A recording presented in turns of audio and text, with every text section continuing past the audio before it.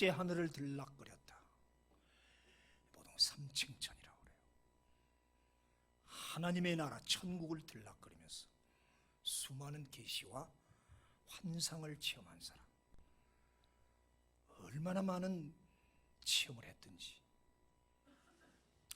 그런데 그런 받은 계시가 클수록 그 대가와 책임도 크다는 겁니다. 하나님은 이렇게 바울이 많은 환상, 계시, 각종 은사를 체험했기 때문에 그것 때문에 자만할까봐, 교만할까봐 육체의 가시를 줬다. 육체의 가시, 육체에다가 가시를 찔러 넣었다. 이걸 사탄의 사자라고 그랬어요. 사탄이 시켰단 말이에요. 사탄이 괴롭히는 가시니까 얼마나 심했겠어요. 그건 우리 욥에게서 봤잖아요. 이 사탄이라는 놈은 참 인정사정 없이 인간을 능욕합니다. 눈물도 피도 없는 놈입니다. 바울은 이 육체의 가시를 빼달라고 3번 간구했다고 했어요.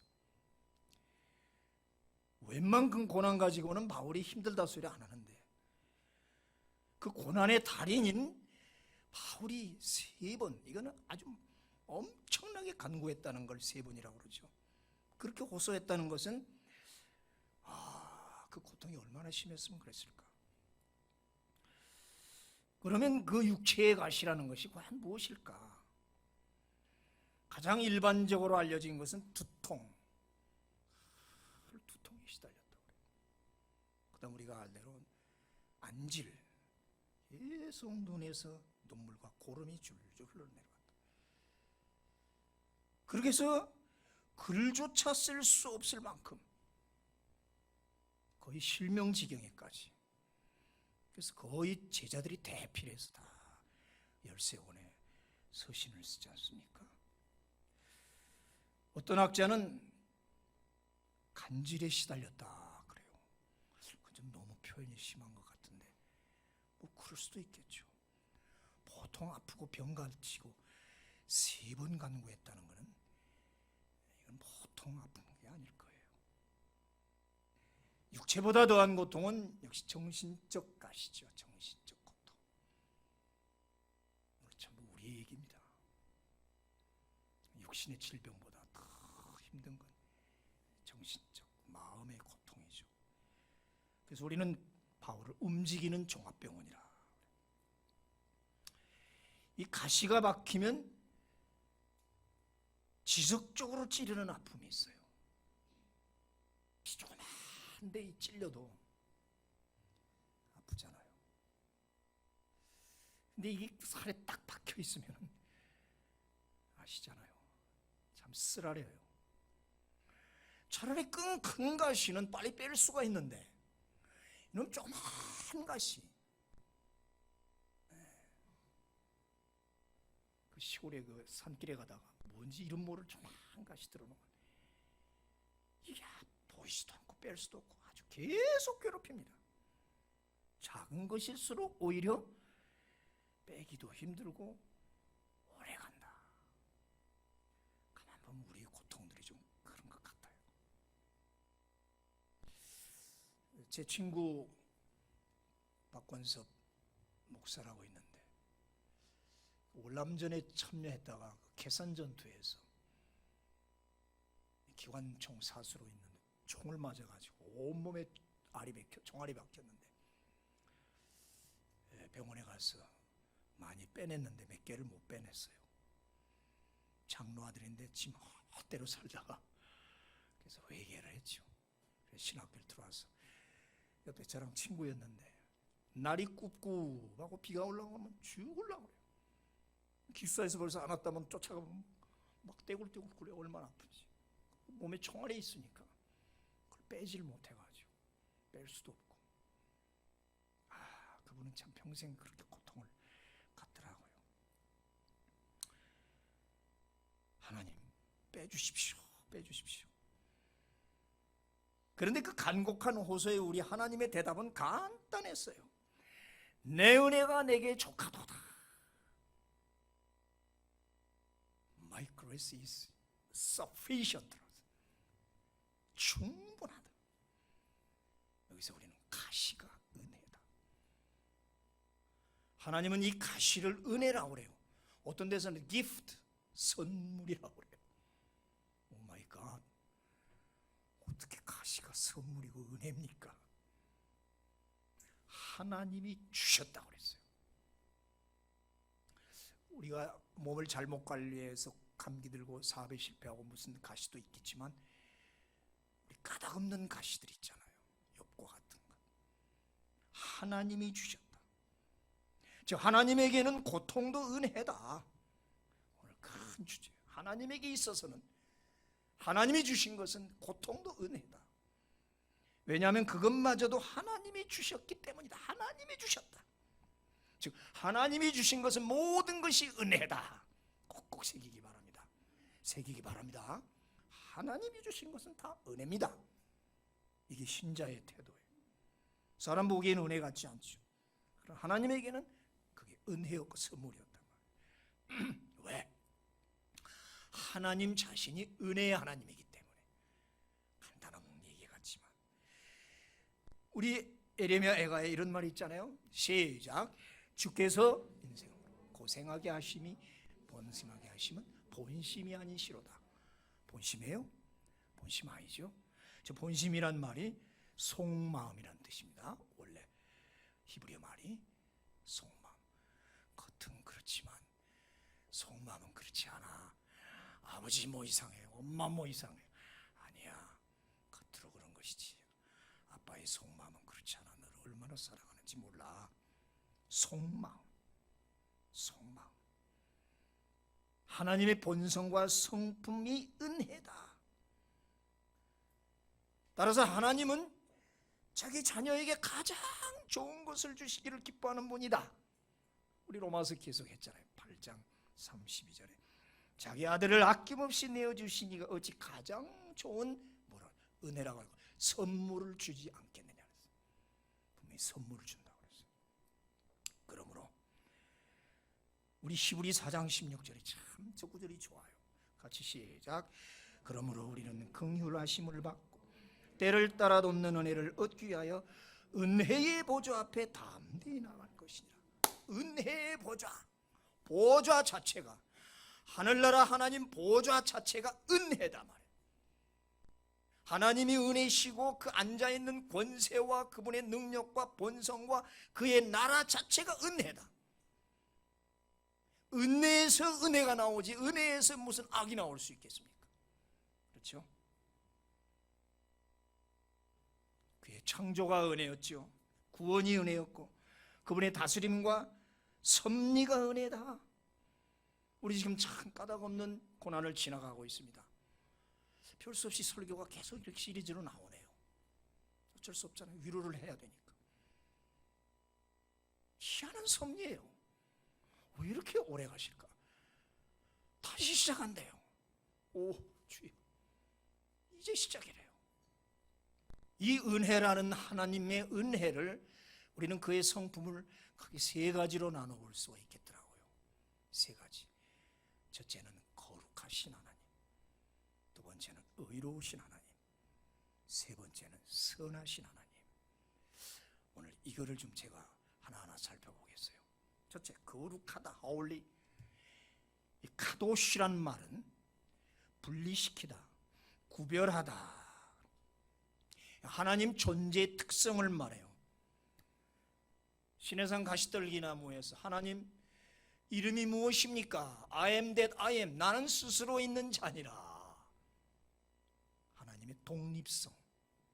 하나님은 스스로 계시는 분이다. 어디에서 나오신 분도 아니고 누가 만든 것도 아니고 하나님은 영원전부터 혼자 스스로 계신 분이다. 구별되었다. 사람에게, 이 피조물에게 구별된 즉 초월적 존재다. 초월적 존재다. 그러니 그분의 생각도 우리와 구별됐고 그분의 지혜와 판단도 우리와는 구별되고 높으시고 그의 행위, 하시는 일도 너무 깊고 높고 커서 인간이 도저히 따라갈 수 없는 그런 분이다 하는 의미의 거룩. 거룩이라는 말을 우리가 뭐 깨끗하게 그런 거룩이 아닙니다. 잘못 번역이 됐어요. 이게 이 카도시란 말은 우리와 구별되어 있다. 스스로 계신 분이다. 그렇기 때문에 인간은 하나님의 뜻과 계획을 다 알 수가 없단 말이죠. 그런데 여기서 우리는 이 초월에 계신다, 우리하고 멀리 떨어져 계신다니까, 그럼 하나님은 우리와 동떨어진 존재고 우리에게 관심도 없고 우리에게 아무 관계도 없는 분인가 하는 게 아니란 얘기죠. 그분은 우리보다 훨씬 높아 분명히 우리가 범접할 수 없는 분이신 건 분명하지만 그분의 눈은 항상 자기 자녀를 향하여 계시고 그분의 귀는 항상 자기의 자녀를 향하여 열어놓고 있다는 것, 즉 초월자이면서도 우리 안에 내재하게 계시는 분이다. 아멘. 우리가 감히 범접할 수 없는 존재인데도 계속 우리 속에 내재해 계신다. 너희는 하나님이 거하실 뭐라고 해요? 성전이라고 그랬거든. 성령으로 내재해 계신단 말이에요. 예수님을 이 땅에 보내오신 이 성육신도 바로 그분, 높고 높은 보좌에서 낮고 천한 우리 자기 아들을 보냈다는 것. 이 초월을 오해하지 말자. 다만 인간은 그분의 높고 깊고 크신 뜻과 계획을 모르고 있다는 안타까움, 그 중에 가장 안타까운 게 오늘 이 고난의 문제란 말이에요. 고난이 왜 있을까? 마태복음에 보니까요, 하나님은 참새의 운명까지도 주장하신다고 그랬어요. 일 아사리온이라는 것은 영어에는 1센트라고 되어 있어요. 미국의 동전, 우리나라도 10원짜리 있잖아요. 약간 빨간색 동전. 잘 구경하기도 힘들죠. 미국에도 1센트가 있어요. 우리 돈으로 12원이에요. 지금 1200대로 계산하니까. 12원만 주면 참새 2마리를 준다는 거. 야, 차는 거죠. 우리나라는 참새고기가 얼마인지 모르겠지만 그렇게까지는 안 갈 거예요. 하찮은 새 12원만 주면 2마리. 다른 데는 참새 5마리가 이 투 아사리엔에 팔리죠. 투 아사리엔이면 4마리죠. 2마리씩 계산하면. 말만 잘하면 1마리 더 얹어준다는 거예요. 보너스. 그리고 5마리에 2센트 준다는 거예요. 얼마나 그 표현이. 이렇게 하찮은 참새도 하나님은 돌보신다. 피를 맞고 쓸쓸하게 고개 숙여 있는 그 참새와 같은 그런 존재도 하나님은 돌보신다. 저 참새가 떨어진다, 죽는 것도 하나님 뜻 아니면 절대로 죽지 않는다. 하물며 너희일까 보냐. 아멘. 하물며 너희일까 보냐. 너무 멋있는 비유예요. 말만 잘했더니 2센트에 24원이죠. 5마리를 주더라는 그런 하찮은 것들에게도 하나님은 보신다고. 머리카락이 세인다. 머리카락을 다 세신다. 머리카락이 몇 개입니까? 보니까 10만에서 15만 개랍니다. 사람의 머리카락. 여러분 아무리 머리 좋고 컴퓨터를 잘해도 자기 머리카락 씌워본 적 없을 거예요. 씌워봤어요? 모르죠. 젊을 때는 뭐 많죠, 수시. 점점 나이가 들어가니까 자꾸 빠지더라고. 이러고 있을 때 모르는데 저 카메라가 이러고 있을 때 찍으니까 이거 다 빠진 게 보여. 동영상 볼 때 아이고 이거 왜 이렇게 자꾸 빠진 거야? 나는 몰랐어요. 그렇게 빠진 줄을. 그래서 돌수주면 이렇게 해야겠다. 빠져서 대머리가 돼도 몰라요, 얼마나 많은지를. 하나님은 다 세신다. 머리 감고 나면 아이고 이게 뭐야, 왜 이렇게 빠지는 거야. 근데 그 하루에 한 50개 빠진답니까? 그것도 우리 다 못 세는데 하나님은 다 세요. 야, 이 한 올 한 올 다 세시는구나. 빠진 그만큼 다시 날 줄로 믿습니다 하고 또 머리 감거든요. 손톱도 빠지면 반드시 나니까 다 세신다는 거예요. 무슨 말이에요? 이 초월자의 눈은 망원경보다 광대하고 현미강보다도 세밀하다. 여러분 우주가 300억 광년이야. 이건 상상이 안 되는 거예요. 하나님은 조그마한 거예요. 우리는 300억 그냥 화성도 제대로 지금 다 못 갔어요. 그러면서도 세밀한 거, 박테리아, 이놈은 코로나, 이거 우리 못 본다고. 현미경, 전자현미경으로나 볼 수 있는 거예요. 하나님은 아실 거예요. 하나님은 아신다고. 바이러스를 보신다고. 하나님이 아시니까 빼내주실 줄로 믿습니다. 백신 개발해 줄 줄로 믿습니다. 이거 백신 개발할 때까지는 어쩔 수 없죠. 하나님은 아신다고. 하나님은 얼마든지 막을 수도 있고 찔러 넣을 수도 있고 그러세요. 두 번째, 의롭다. 의롭다. righteousness. 다른 말로 의롭다는 말은 바르다, 옳다. 하나님은 옳으시다. 이 말. 그의 성품이 옳고 판단이 옳으니까 그의 행위도 옳으시다. 항상 옳으시다. 아멘. 하나님은 항상 옳으시다. 영원히 옳으시다. 그래서 하나님의 판단과 행위는 늘 정의롭다. justice. 하나님의 정의와 공정, fair. 세상은 unjustice. 너무 부정이 판쳐 있어요. 요새 뭐 정의 얘기들을 많이 하는데 말만 정의더라고. 공정 없어요. unfair. 뭐든지 이 게임을 끄나 뭐 하더라도 이 fair, 공정하게 해야 되잖아요. unfair예요. 하나님은 항상 옳으시다. 고난에 있어 인간은 하나님의 정의와 공정에 대해 의심하고 불평을 합니다. Why me? 왜 내게만? 저 사람은 괜찮은데 왜 내게 이런 고통을 주셨을까? 하나님 공정치 않으십니다. 그런 unfair하고 unjustice한 이 세상을 사는 우리들, 그래도 우리는 늘 하나님께 말이라도 하나님은 옳으십니다. 신정이라. 하나님은 옳으십니다. 우리 신학에서는 신정론이라고 그래요. 하나님은 옳으시다. 왜냐하면 그분은 절대로 불의하신 분이 아니다. 절대로 불의하신 분이 아니다. 또 읽자고요. 시작. 여호와는 의로우시사 불의를 행하지 아니하시고 아침마다 빠짐없이 자기 공의를 베푸십니다. 아침마다 빠짐없이 자기 공의를 비추신다. 태양이 한 번도 쉬지 않아요. 구름에 가렸고 비가 오니까 가려 있을 뿐이지 하나님은 항상 태양은 뜨게 하세요. 반드시 빠짐없이 태양이 뜨듯이 아침마다 빠짐없이. 이 말, 하나님은 항상 의로우시다. 공정하시다. 로마서 9장 14절에 하나님께 불의가 있느냐? 그럴 수 없느니라. 하나님에는 불의가 없다. 하나님은 항상 옳으시다. 하나님은 초월해 계시고 그분은 우리가 모르는 그 깊은 뜻을 가지고 판단하시고 행위를 가지시고 일을 하시는데 우리는 unfair라고 말하지만 아니라, 우리가 이해할 수 없지만 하나님 분명히 옳으시다. 언젠가 이 옳다는 것을 우리가 인정하고 객관적으로 나타날 때가 온다. 아멘. 이걸 깊이 새깁시다.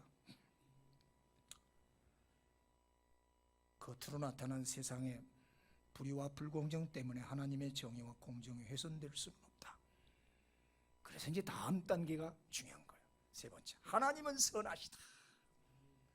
저 선이란 말, 아가도스란 말을 우리가 자칫하면은 착하다. 근데 하나님은 무슨 착하다고 말할 수 없잖아요. 무슨 하나님을 감히 착하다고 그래요. 저 선이라는 아가도스란 그게 좋은, good. 하나님, He is good. 좋다. 그분은 뭐냐면 하나님의 관대한 성향을 말해요. 하나님의 관대하시다. 긍정적이고 칭찬하시고 친절하신 하나님. 친절하신 하나님. 그 다음에 축복하고자 하는 마음. 축복하고자 하는 마음. 모든 일을 해피엔딩으로 만들고자 하는 하나님의 성품을 선하시다. 그래서 아가도로스라는 이 선이라는 뜻이 많아요. 좋은, 착한, 정직한, 유용한, 우수한, 즐거운, 행복한. 아주 다양한, 전부 다 긍정적인, 이 세상 가장 좋은 단어 갖다 붙이면 돼요. 아가도스란 말. 하나님을 사랑하는 자 곧 그 뜻대로 부르심을 입은 자들에게는 모든 것이 합력하여 선을 이루느니라 그랬죠. 합력해서, 함께 일한다, 함께 작용해서 결과를 만들어 가시는 하나님, 함께 작용하다. 지난주에 말했잖아요. 부함과 가난, 건강과 병, 성공과 실패, 삶과 죽음까지도 모든 것을 작용시켜 선으로 이끌어내시는 하나님, 선으로 이끌어내시는 하나님, 오늘 여러분의 삶을 선으로 이끌어내실 줄 믿습니다.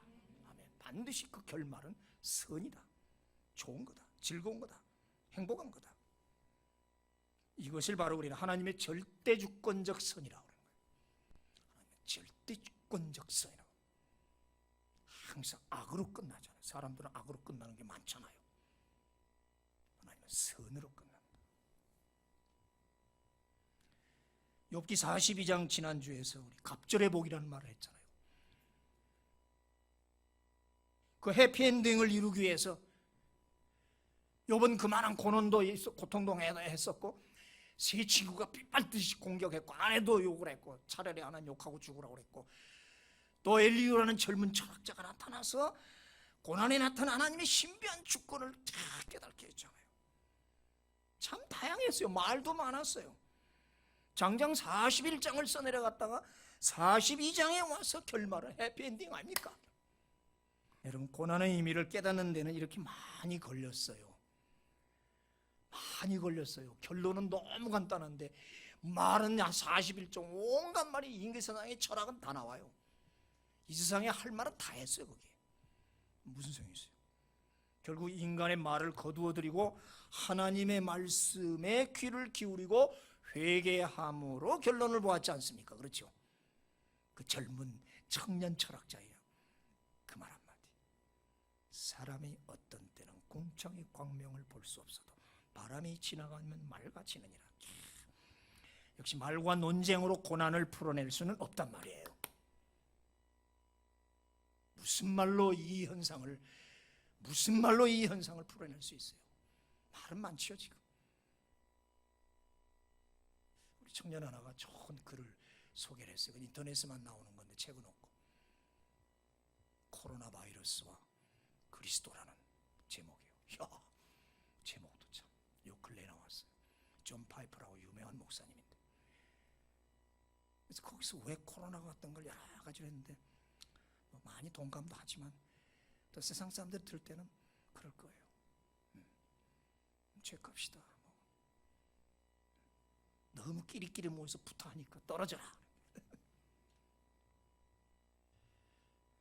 너무 말이 많았다. 마스크 써라. 그러고 보니까 그런 것 같다. 너무 하나님 물질 가지고 네 건지 까불었으니까 그러니까 좀 물질 고통 좀 당해봐라. 뭐 여러 가지로. 그렇구나. 그럴 수도 있겠구나. 한두 가지가 아니야. 보이는 것 가지고 까불더니 안 보이는 것에 너희들이 지금 당하고 있다. 끝도 없다. 그러나 말로도 할 수가 없어요. 그게 다도 아니었다. 엘리후가 뭐라 그랬어요? 우리 속에는 하나님의 영, 하나님의 숨결이 있어서 그 영으로만이 영의 신비를 풀어낼 수 있다 그랬잖아요. 신령한 것은 신령한 것으로 풀어내야 돼요. 자, 그러므로 오늘 거룩하시고 의로우시고 이 선하신 하나님이 주신 고통이라면 그것은 반드시 은혜다 이 말이에요. 아멘. 은혜를 이렇게 거룩, 의, 선으로 풀어내본 거예요. 은혜는 하나님에게서 옵니다. 그리고 불가사의합니다. 알 수 있는 것은 은혜가 아니에요. 그건 지식이지. 그렇죠. 모르기 때문에 믿음이고, 알 수 있는 건 싹시고, 모르는 은혜 속에서 나오는 것은 사례라고, 은혜라고 그래요. 이게 믿음과 알의 차이잖아요. 가시는 은혜다. 가시는 은혜다. 여러분이 고백합시다. 시작.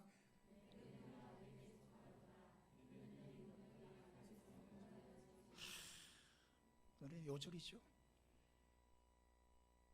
은혜가 내게 충분하다. 하나님 좀 고쳐주세요. 이 안질 때문에 죽겠습니다. 두통 때문에 죽겠습니다. 모르겠어요. 또 어떤 병이 있는지. 이거 창피합니다. 사도가 이거 망신입니다. 그렇잖아요. 목사가 저도 맨날에 기침 콜록콜록하고 막 가래 나오면 창피해 죽겠어요. 하나님, 교인들이 나를 뭘로 봅니까? 어떤 장로가 쉬었어. 뭐 8번을 하더래. 그놈의 장로는 설교는 안 듣고 남 기침하는 것만 세우고. 하나님 좀 빼주세요. 빼주세요. 빼주세요.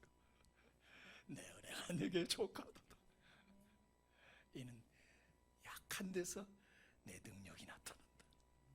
족하다, 충분하다, 만족하다. 내 능력이 약한 데서 온전해진다. 이거 쉽게 깨달으시지 않아요.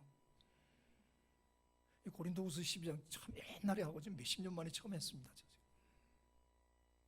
좀 싫었어요. 그동안은 고난 쪽이 이런 얘기 좀 싫었어요. 피해갔어요 일부러. 근데 이번엔 좀 해야겠어. 제가 싫어서 안 했어요. 엽기도 안 했어요 그동안.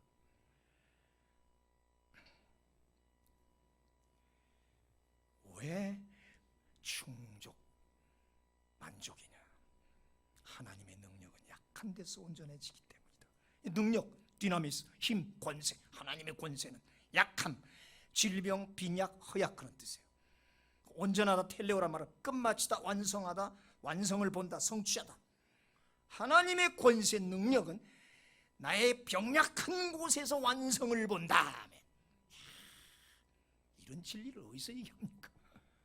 이런 진리가 어디서 나와요?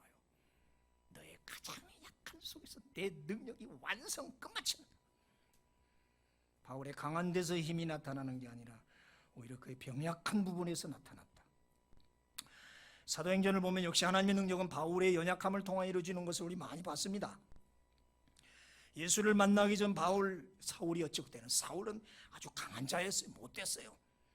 그가 뭐라고 고백해? 내가 전에는 비방자요, 박해자요, 폭행자라고 그랬어요. 스스로가 포악한 자라고 그렇게 고백을 했었어요. 그런데 다메섹 도상에서 부활하신 예수를 만난 후에 바울은 연약해졌어요. 자기가 약해서 약해진 게 아니라 스스로 낮추었다 이 말이에요. 여전히 그는 세요. 지식도 많고요. 스스로 십자가를 깨달은 후에는 내가 가진 모든 것은 배설물이다. 이제부터 나는 십자가나만 알기로 작정하여 노라. 여기서 새벽기도 고린도전서의 주제 아닙니까? 십자가만 알기로 한부터는 나는 날마다 죽노라. 스스로 약해져가는 거예요. 스스로 내려가는 거란 말이에요. 하나도 그가 굴릴 거 없는 사람이었어요. 그런데 혹시나 더 이것이 옛날 그 버릇이 나오고 자기 습관이 나오고 또 가다가 또 확 혈기나 부르고 뭐 자랑할까봐 하나님이 거기다 육체의 가시를 팍 박아놓은 거예요. 그러니까 힘들죠. 뭘 많이 가지고 뭘 많이 알고 그런 사람에게 하나님 가끔 가시를 큰 걸 박아놔요. 겸손하게 가다가 또 탁 뭐 고개를 쳐들거든요. 그걸 꺾을 수 있는 좋은 방법은 가시예요. 꼭 병을 말하는 게 아니에요. 가정 문제든지 무슨 문제든지 가시가 있더라고요. 말을 다 못하게 하죠. 그 다음부터 그는 바울은 말이 어눌했다고 그랬어요. 사람들이 아니 편지를 읽으면 참 은혜가 되는데 막상 와서 이렇게 보면 영 시원찮은 말이 어눌해. 그 사람이 말 못해서 어눌한 사람이 아니에요. 십자가만 알가부터는 다른 얘기를 안 하니까 일반 철학자들, 그 순회 철학자들에게 비해서는 아주 어눌하게 배웠던 거죠. 철학자들은 달병가인데 바울은 눌병가가 된 거예요. 그렇게 된 거예요. 자기 스스로가. 대머리에 얼굴도 못생겼고 그렇다고 그랬잖아요. 근데 하나님은 그런 약한 바울, 약하냐 아니라 약해진 바울, 스스로 약해지고 죽은, 그래서 십자가만 하는 그 바울을 들어 쓰셨다. 그것이 바로 가시를 통해서 예수 그리스도의 면류가 가시 면류관을 그런 받았을 거죠. 나는 이 조그만 가시 때문에 이렇게 울고불고는 아닌데 우리 예수님은 평생의 가시, 마지막에는 그 가시관을 쓰시고 십자가에 못 박혀서 그 흘린 그 피가 내 가시. 그래, 이쁜 장미를 따기 위해서는 가시 찔려야 되지. 여러 가지를 깨닫는 그런 가시였을 거예요. 그러면서 하는 말, 이는 내 능력이 약한 데서 온전하여 짐이라. 강한 데서 완전해지는 게 세상 원리라면 약한 데서 완전해지는 것은 하나님의 원리다. 인간이 가장 약할 때 당신의 힘과 능력을 나타내신다. 그래야 인간은 하나님께 영광을 돌리더라. 그래서 종종 하나님은 힘 있다고 자랑하는 자를 거꾸로 뜨려요. 사울이 가장 강할 때 하나님은 그를 쳐서 말에서 굴러 떨어지게 하셨고 하늘의 밝은 빛을 보게 하셨어요. 그렇게 교만한 모세를 꺾고 교만한 야곱을 꺾었고 야복강가에서 삼손을 꺾어버리시잖아요. 사람이 강한치 않은 것은 오히려 약하다는 것을 증명합니다. 가만 보면 그래요. 강한치 않은 것은 자기가 약하다는 걸 증명하는 거예요. 하나님 앞에 겸손할 때 은혜를 받고 축복을 받는다. 약한 자를 들었습니다. 이런 말 있잖아요. 세상은 고아가 다스린다. 예, 많은 명인들 거의 다가 고아예요. 바울과 욥 같은 이가 당하는 이런 고통을 우리는 혹독한 섭리라 그래요. 지금 혹독한 섭리가 지금 나타나고 있는 이 시대입니다. 혹독해요. 살에 굵은 가시를 박아놓은 것처럼 쓰리고 쑤시고 잔인하리만큼 아픈 섭리죠. 그런데 하나님은 이 혹독한 섭리로 신자를 단련시킨다는 거죠. 그래서 신자는 고난을 통해서 완전 온전으로 간다. 어차피 인생은 수많은 가시를 끼고 살아요. 작은 가시든지 큰 가시든지. 빠졌는가 싶으면 다리에 가서 박히고, 다리에 빠졌는가 싶으면 머리에 가서 박히고, 그렇죠? 그런데 그 고통을 통해서 성숙해 가잖아요. 고기도 성숙한 고기가 맛있어요. 요새 잘 나가는 고깃집 보면 숙성을 잘해서 맛있다. 그게 기술 아닙니까? 뭐 온도를 맞추고, 어떤 사람들을 보니까 노래를 틀어준대. 클래식 좋은 음악을 틀어주면 숙성도 잘 된대네. 그럼 무슨 과학적인 의미가 있는지 모르겠지만 그렇단 말이에요. 그것도 가끔 일리가 있어요. 여러분들 냉장고에 가끔 열고 찬송가 불러줘요. 그러면 우리 한국 문화는 삭힌 문화라고 내가 몇 번씩 얘기했죠. 푹 삭혀야 맛이 나잖아요. 나는 그 맛을 모르겠는데 홍어를 푹 삭힌, 아이고 어떻게 그걸 잡수십니까? 대단해.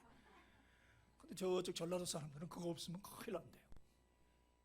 나는 음식 가리지 않거든요. 다 그것만 못 먹어요. 못 먹겠어요.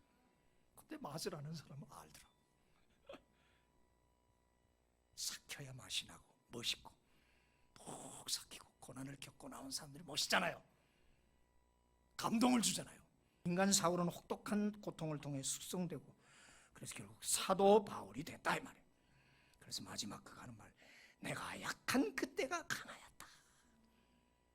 약한 그때가 강했다. 이 한 구절 깨닫기를 그렇게 많은 시련의 세월을 지나갔는가 봐요.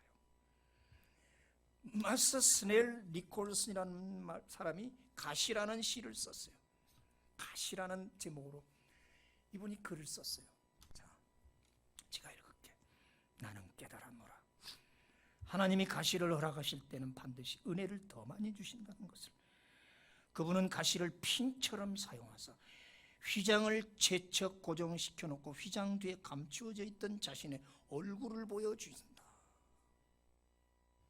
이야, 난 저걸 읽으면서 휘장 왜 커튼이 있잖아요. 가려있다. 싹 제쳐가지고 핀 가시로 탁 꼽아놔서 고정을 시켜놓으면 그 감추어있던 것이 다 드러나요. 하나님의 나라, 그분의 얼굴과 신비와 그분의 모든 뜻이 고난이라는 가시를 박아서 제쳐놓고 거기서 드러나더라. 새겨보세요. 고난핀이라는 게 그런 역할을 하는 거구나. 그리고 가시 끝에 나온 꽃이 더 아름답잖아요. 핀으로 찌르는 아픔, 잠깐 찌르는 거 계속 찔러놓고 있어야 된다. 하나님 뜻이 밝게 계속 나타나게 하기 위해서 계속 찔러 고정시켜 놔야 돼요. 아, 힘들죠. 아, 힘들죠. 근데 그때 주님의 뜻이 나타나더라. 그러나 지나간다. 지나간다. 지나간다. To shall pass away. 이 또한 지나가리라. 잠깐 지나갈 때 참자. 그 아까 말한 코로나 바이러스와 그리스도라는 그 책에 많은 것도 받았지만 소망이 능력이다. 그 말이 그렇게 받았더라. 메시지 소망이 능력이다. 희망이 힘이다. 희망해라. 희망하는 자가 능력이다. 그래서 오늘 9절 그러므로 도리어 크게 기뻐함으로 나의 여러 연약한 것들에 대하여 자랑하리니 이는 그리스도의 능력이 내게 머물게 하려 함이라. 성도는 약한 것을 자랑한다. 왜? 그래야 그리스도의 능력이 약한 나에게 그 능력이 머문다. 머문다라는 말은 장막을 덮다 그 말이에요. 천막으로 몰리고 보재기로 덮는 걸 말해요. 다른 말로 말하면 점령하다요. 오, 연약한 나에게 예수 그리스도가 나를 장막처럼 덮고 나를 점령해버렸다. 바울은 이제 그리스도에게 덮여지고 점령당했다. 이를 우리는 그리스도의 사람들, 그리스도인 예수쟁이라. 예수에게 완전히 사로잡혀버렸다. 이런 사람을 그리스도로 옷 입은 사람이라 그렇다. 그리스도인. 약할 때 예수 그리스도가 나를 덮으시고 나를 점령해서 이제는 내가 산 것이요 내 안에 예수 그리스도가 사시는 예수의 삶으로 그분이 나를 끌고 가신다. 믿습니까? 그리스도의 삶을 살기를 축원합니다. 마지막으로 따라합시다. 소망이 힘이다. 기도합시다.